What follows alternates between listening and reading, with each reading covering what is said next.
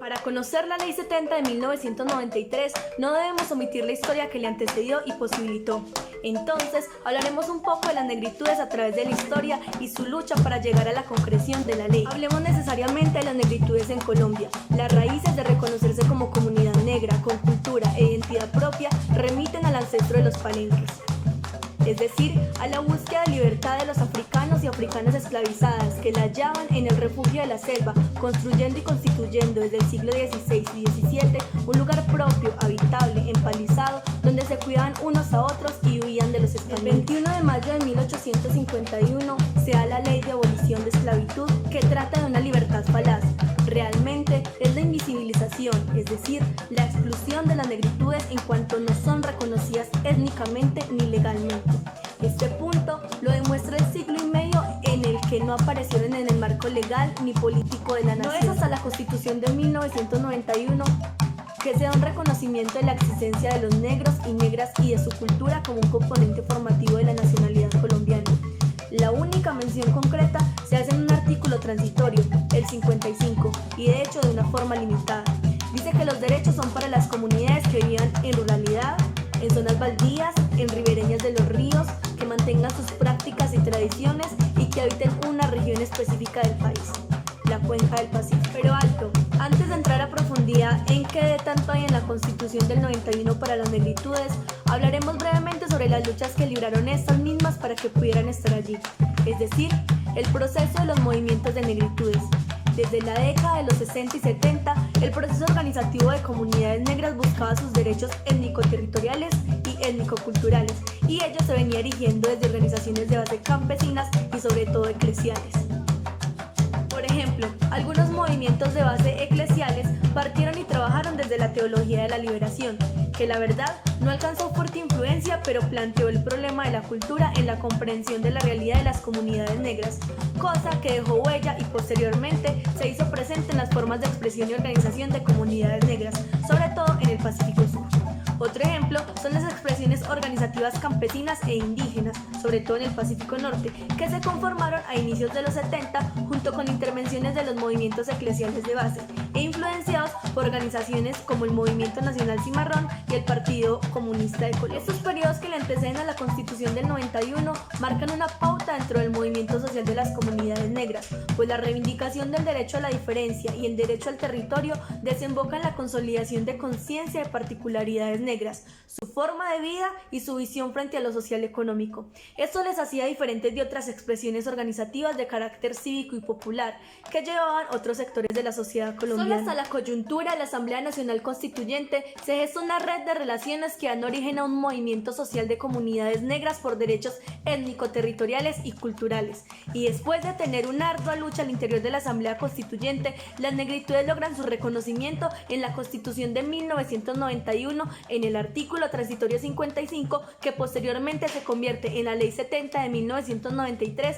en la cual entraremos en materia. La Ley 70 de 1993, en su artículo primero, define que tiene por objeto reconocer el derecho a la propiedad colectiva a las comunidades negras que ocupan las tierras baldías en zonas rurales ribereñas de la Cuenca del Pacífico, de acuerdo con sus prácticas tradicionales de producción. También busca establecer mecanismos para la protección de la identidad cultural y de los derechos de las comunidades negras de Colombia como grupo étnico y el fomento de su desarrollo económico y social. Como nos muestra la historia de la Ley 70, en efecto esta ley fue en grande un propósito, presión y logro de las comunidades y procesos del Chocó. Sin embargo, a nivel nacional se presenta como la ley que rige a toda la población afrodescendiente del país, pero existen ciertas irregularidades de la ley precisamente por su misma definición.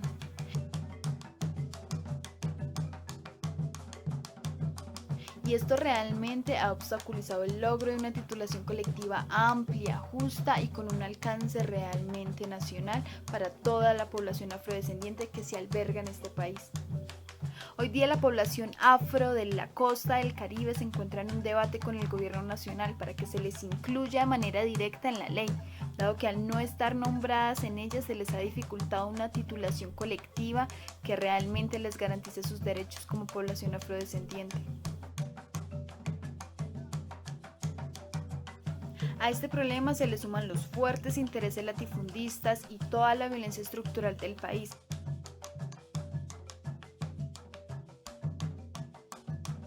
levantan como uno de los mayores obstáculos que ha imposibilitado una vida digna, como lo manifiesta y como lo busca la Ley 70 de 1993. Varios los departamentos que han logrado titulación colectiva, entre ellos están Antioquia, Chocó, Cauca, Valle del Cauca y Risaralda. Pero como la simple titulación de tierras no garantiza un pleno despliegue de los derechos, la ley también contempla el grado de participación y sobre todo apropiación política sobre la ley. Y de acuerdo a esto, los departamentos con mayor apropiación sobre la ley son, en primer lugar, el Chocó, que continúa Cauca y Nariño, y en menor grado, en menor proporción de apropiación política y participación política están Valle del Cauca, Antioquia y Risaralda. Bueno, y para garantizar un buen despliegue político y además de eso teniendo en cuenta la particular y tradicional forma de organización comunitaria de las poblaciones negras a lo largo de la historia del país, la Ley 70 del 93 declara a los consejos comunitarios como esa forma de organización colectiva y también política. Los consejos comunitarios son personas jurídicas, pero además de eso son la máxima autoridad administrativa interna dentro de las tierras de las comunidades negras. Pero a pesar de ser esta una ley nacional respaldada por el gobierno, lo cierto es que los consejos comunitarios no reciben ningún recurso de la nación bajo la forma de transferencias del Estado, por lo que los territorios colectivos de comunidades negras no tienen las garantías para poder ejecutar sus propios planes de manejo territorial, ni tienen los medios para posibilitar el alcance de sus propias aspiraciones.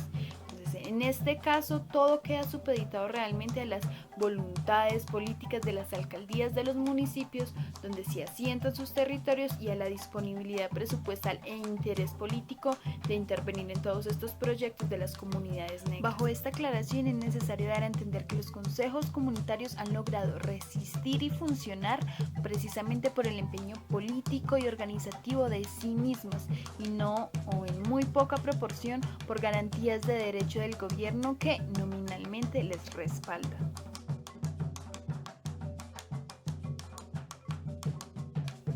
Dado que regularmente los consejos comunitarios se encuentran en fronteras con resguardos indígenas y con población campesina, por cierto, los campesinos no son constituidos como sujetos de derecho, han sido frecuentes los conflictos interétnicos precisamente o particularmente por el uso o tenencia de la tierra. Específicamente en el Bajo Atrato, los particulares procesos históricos que se remontan a la colonia y los hechos de violencia y despojo en distintos departamentos han llevado a que estas comunidades negras hayan tenido que convivir con otras diversidades de grupos poblacionales, como los chilapos, como los paisas, los costeños y los indígenas. Y si bien este hecho ha permitido configurar un territorio chocuano y multicultural, en muchas ocasiones se ha generado lazos de solidaridad entre estas poblaciones, también es cierto que esto ha devenido en constantes disputas y discordias entre las distintas poblaciones que ahora componen este territorio chocuano. Puntualmente en Higuamiandó, una cuenca ubicada en la subregión del Bajo Atrato, la alta población chilapa que lleva en el territorio aproximadamente desde la década del 50 son realmente ocupantes de buena fe, por lo que han logrado que se les reconozca una titulación colectiva, aun cuando son campesinos y no afrodescendientes. Aunque si bien han obtenido tierra, no se les permite ocupar los puestos políticos en los consejos mayores, por lo que su participación política en las tomas de decisiones correspondientes son realmente anuladas o en algunos territorios y según las cuencas son